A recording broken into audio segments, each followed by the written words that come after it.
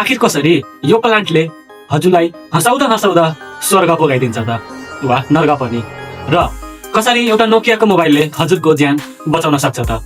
आउनुहोस् जानौँ यस्तै top 3 mind blowing फ्याक्ट्सहरू।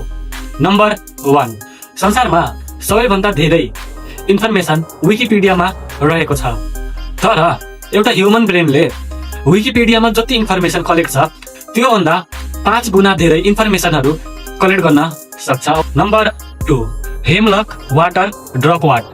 यो प्लान्ट संसारको सबैभन्दा पोइजनस प्लान्टमा पर्ने गर्छ, र यदि कोही मानिसले यसलाई खायो भने यसले पहिला त त्यो मान्छेलाई मार्छ र मरिसकेपछि त्यो मान्छे हाँस्न थाल्छ, तर यो किन हुन्छ त्यो साइन्टिस्टलाई पनि थाहा छैन।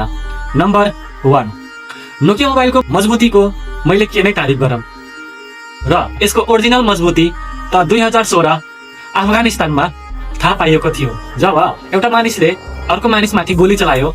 त्यो गोली गएर त्यसको पकेटमा रहेको नोकियाको मोबाइलमा अड्कियो। अझै यस्तो फ्याक्ट चाहिएमा फ्याक्ट्समाईलाई एउटा लाइक र सब्सक्राइब गर्नु, चाहिँदैन भने पनि सब्सक्राइब गर्नु।